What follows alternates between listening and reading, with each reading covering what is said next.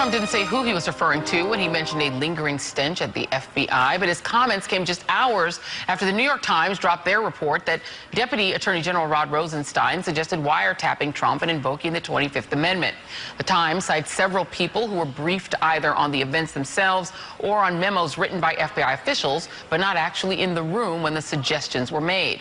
But NBC News, as well as the Washington Post, have their own reporting from sources actually inside the room who characterize the comments as joking or sarcastic. Maya Wiley and Paul Butler are back with me now, and also joining us is MSNBC contributor and counterterrorism expert Malcolm Nance. Malcolm, eager to get your thoughts on this whole thing, because you have what seems to be leaking by people who weren't there to make it appear that Rod Rosenstein was trying to 25th Amendment Donald Trump and even suggested wearing a wire on him, which is countered by people who are in the room. What do you make of this whole mishmash of information? Well, I know the New York Times in the last 24 hours has been furiously out on Twitter trying to defend this story, calling it just solid reporting, saying that it's been corroborated by other sources. But it's the characteristic of the reporting and the nature that it was done that makes that article the very tool Donald Trump will use to take a hammer to American justice and quite possibly critically damage democracy in this nation. Donald Trump has now spoken about this in authoritarian tones as if he could do away with U.S. law enforcement. And I think that's what his plan is.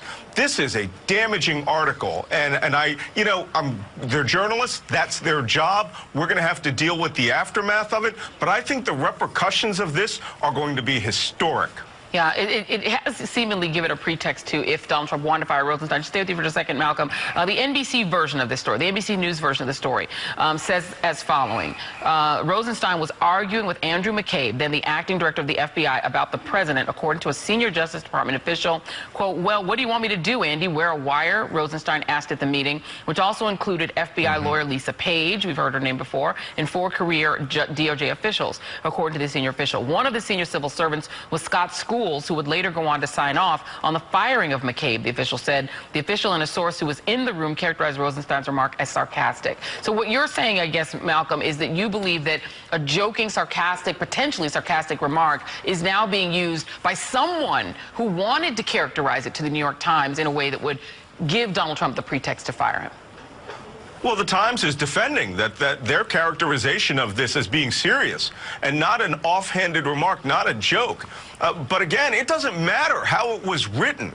This is going to be the anvil upon which the hammer of Donald Trump's base is going to destroy the Justice Department. I mean, I know I'm an intelligence guy, but my job is to predict patterns and activities as they appear in history.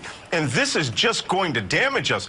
I don't know how badly things are going to turn out here. We could get to Monday and find Rod Rosenstein fired, and then find hundreds of thousands of people marching in the streets, and this nation turned on its head on the basis of this one little piece of reporting. Fascinating. And you know, Paul, Politico has a pretty dire sort of characterization of this, saying that Rosenstein's wire talk has become his noose. Wow. Quote, Rosenstein's semantic mousing around all but confirms the Times story. Even a good number of Trump's enemies would concede that he shouldn't have to harbor a coup plotter on his staff. When you strike at a king, you must kill him, as Ralph Waldo Emerson, or was it Omar from The Wire, once put it. Rosenstein's conduct has made him his own executioner. So let's just say Donald Trump went ahead and did it and said, you know what, this Times story, and the failing New York Times, as he normally calls them, but he is obsessed with them, and I think he does read them every day and probably believes what's in them,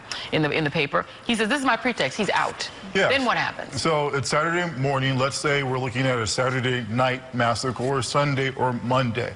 So typically the supervision of the investigation would go to the next person in line, the Associate Attorney General. She was Rachel Brand. She was like, I'm out. In February, she quit. Yep. Next in line is the Solicitor General. That's Noel Francisco. He's super conservative. He's very political. He believes in a strong executive power. Is he tied? He's tied to former Governor Rick, or current Florida Governor Rick Scott. That was someone else. That was someone else. Okay. Yeah, but this is another, again, ideologue who believes in a strong president. He would probably put restraints on Mueller because his role would be to supervise the investigation. Could he fire Mueller? In theory, he certainly could. And then there's another even scarier possibility, which is there's this act called the Vacancy Act, which allows the president to put in place anyone who's been confirmed by the Senate. So in theory, the president could put Ben Carson. There's a question about whether the executive act applies when someone is fired as opposed to when they leave voluntarily. Okay, and so in theory, then, Maya, you could have a situation where Donald Trump can orchestrate the end of the Mueller probe. Let's say he fires Bob Mueller. Then what happens? I mean, this is the moment we really have to pause because, number one, we're talking about whether the president gets to be the fox guarding the henhouse when it comes to an investigation of whether his campaign, including himself, was engaged in colluding with a foreign government. So those are the stakes. I think Malcolm is absolutely right in terms of the implications of this news story, particularly if it was about literally a fight and a tension between Andrew McCabe and Rod Rosenstein. Rod Rosenstein, who has demonstrated that he will be an independent arbiter in this case, despite being a Trump appointee. So what happens if Mueller is gone, I think, is that the Republicans get to drive the end of the investigation. That will create a significant public outcry, and something rightfully so, given the number of indictments that Robert Mueller has gotten, including cooperation from both the president's former personal attorney and the chairman of his political campaign. And so you have Axios reporting, Malcolm, that a former administration official is telling Axios it's a deep state he created. Whether it existed before or not, it does now. Be smart. The leak is a tiny indication of just how much special counsel Robert Mueller knows and has known for months. And so one working theory of why the White House won't let go of Brett Kavanaugh is that of all of the people on that list, that they're all conservative, they're all likely to vote the same way on Roe, but Kavanaugh was the one guy who has expressed support for presidential power and who might vote to let Donald Trump do things like pardon himself, etc.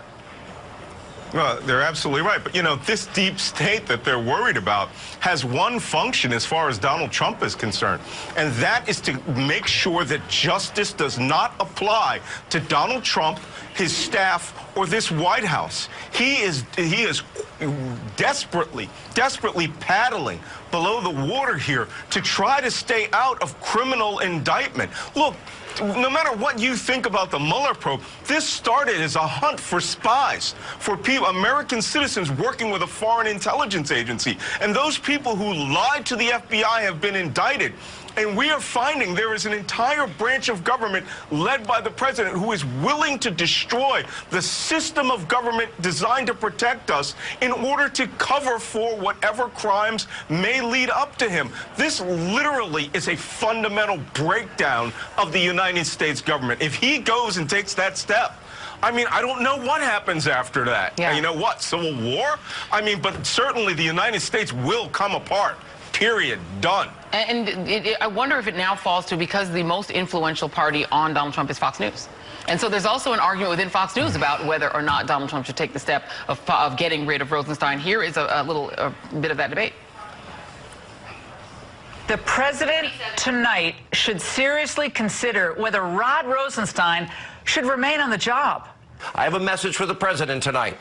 Under zero circumstances should the president fire anybody. And I've had multiple sources confirming this and more information coming. They are hoping and praying that the president does just that.